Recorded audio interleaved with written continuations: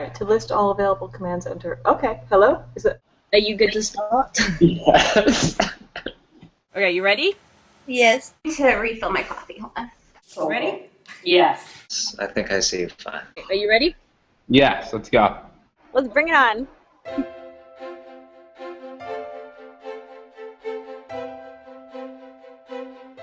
So my character I play is Michelle, and she's dating Laura, which is Jenny's character, and their relationship is an open relationship. It's so they're not. It's untraditional in that they're able to date other people. They don't really. It's from what I'm gathering right now, they don't really talk too much about what's going on in their separate sort of dating situations, but they know they know what's out there, and Laura is also dating Rebecca, which is Alicia's character. So my character knows about that, and possibly down the line there might be some sort of drama ensuing based on that. Should be interesting. And my character, Michelle, was the stage manager for the play that Juliet wrote that Laura is in. So how did you come to join the show? You know, it's funny. I can't exactly remember how Tina and I got to know each other. I know we have some friends in common, and through that we connected on Facebook. And after that, I saw that she was auditioning for the show, and I had reached out to her saying, I saw you have auditions, and I didn't. You're gonna want to edit this. Basically, to make a long story short, she was like, I'm writing a role, and I was thinking of you for the role, and would you be interested? And I said, yeah. Okay, were you had you worked with her previously? I had not worked with her previously. I don't know if she even remembers this, but I did audition for Good People in Love, but I remember I came in and I was really late for the audition, and I was like, she hates me, and I came in and I did the audition, and that was it. But no, I'd never worked with her before. It's I kind of can't quite pinpoint exactly how we got into each other's sphere of, knowing each other, but I'm glad it happened. Yeah, as I'm finding out with a lot of the cast on Juliet, there's like there's like half a degree of separation, and then, via, people's friends and other projects and so on and so forth. So Exactly. It's really nice that, they're not, there's not this whole, and they came out of nowhere and just sort of showed up and whatnot. Like, I obviously wasn't there when you guys were filming, but I saw sort of all of the BTS kind of pictures and, the clips and whatnot that were sort of sent over. And one of the things we were talking about were in London were like, you could rapidly identify like who people's besties were. Like, oh no, twinsies. Twinsies. Okay. Like, the person who you just kind of, just naturally gravitate to, or that you can kind of see, which was weird because I could identify them, or I thought I could, before I'd met anyone or like spoken to anyone. And so like one of my favorite pictures of the whole thing that I've seen was the one that made the front page of Tumblr with you and Jenny Grace. Is she like, how do you two get on? Like, are you like each other's twinsies? Well, it's funny because I was actually talking to a friend about this. I feel like we all get along so well. And when we were filming the first day, we had a break, and all of us were just kind of in a circle laughing and talking and joking around. And so with Jenny in that photo, she was giving me advice. She was kind of playing my therapist in that photo, and I was really like genuinely taking in her advice, and she's awesome. Like right off the bat, we clicked. And it's funny, the first day at the read-through, we sat next to each other and we were cracking up, and Tina had a camera set up to capture like, behind the scenes, the first day of the read-through type thing. And Jenny was just saying the funniest things, and I'm like, Jenny, this is all getting captured on film, just so you know, it's not good. It was hysterical. So immediately, we clicked immediately, and then Rachel and I went to the same school. So really, at the same time?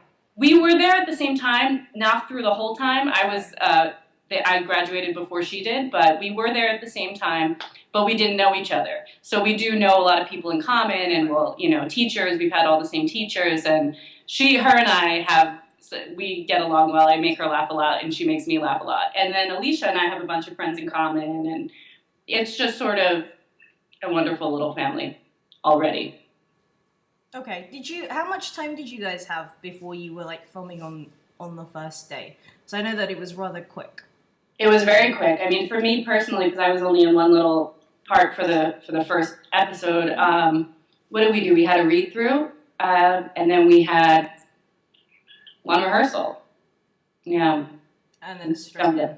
Yeah. Yeah. At least for me. Maybe the other actors with other scenes may have met up more, but yeah, it was quick. But there was an immediate. We're lucky that there was like an immediate chemistry and connection, and yeah, I have this cowlick that just doesn't. It hates me, so. It's just like, pretend I like did it on purpose, like I like it, like it's a style choice, but it's just not. Well, it depends, because if you kind of go any more, then it becomes quite sort of Bieber-esque. Bieber, yeah, oh no, yes. And I've seen that picture. Which one, when I'm Bieber for when Halloween? There's like three of, when there's like... Oh, the Luke Perry, Justin Bieber, and me, yeah. I was Bieber for Halloween one year, too, that was fun. Okay, so it's like, it's a set in this sort of like theatre world. Have you, do you come from a theatre background? Is this world kind of completely new to you? No, yeah, I went to school, the school Rachel went to, we went to Mason Girls School of the Arts at Rutgers, and that was like a theater training school, so that's where my roots are. I adore theater. There's nothing like going through the experience every night from point A to point B, and the journey is the journey, and there's no redos, there's no editing, and just having that live audience there to share the energy with and share the experience with is insane. It's amazing. And I always say I love acting and in theater and film. It's like loving two kids. You love them the same amount, but you love them in different ways. And so I'm not sure about that. I don't have kids, so I don't know what I'm talking about. There's something beautiful to both of them. I think at the core, on like a primal level, like theater is just, there's nothing like getting people in a room and just you're all in that moment, and it is what it is, and then it's gone, But the beauty of film is that it lives forever, so. And you have preference for one or the other? Like kids? Do I want kids? I mean, I don't know. I just, I don't know. I think every kind of actor that I've spoken to, because I trained as an actor first, so I was in theatre first before, then front of camera, back of camera. There's still a lot of the actors that I've spoken to are like, they love both, but there's one where they might feel a little bit more at home, or there's much more kind of, affinity with. So, truthfully, if I had to say, I think I love both dearly. I want to work in both forever. I think that theater, there's just something about having that. There's just something magical about just being right there with people and holding the audience in the palm of your hand, or having this genuine interaction with people right in front of, this audience. It's just, it's kind of magical.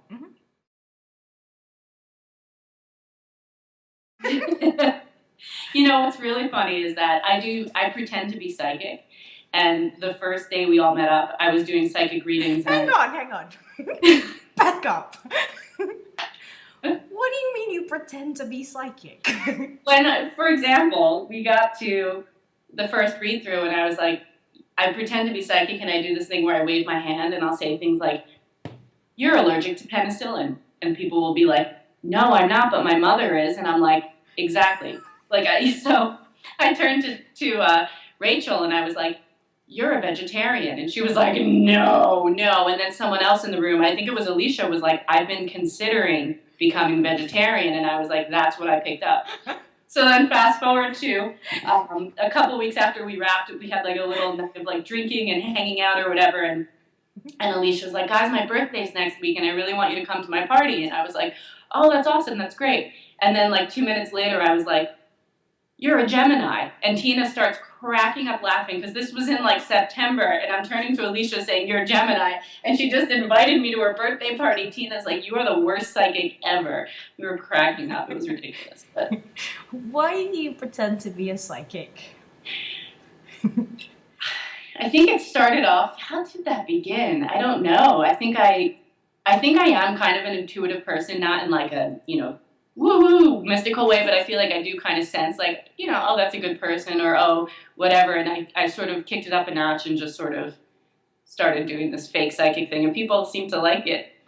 they'll be like, do me, tell me what I am. And Yeah, I I'm was like, gonna say, do me. okay, like I feel like you are afraid of heights.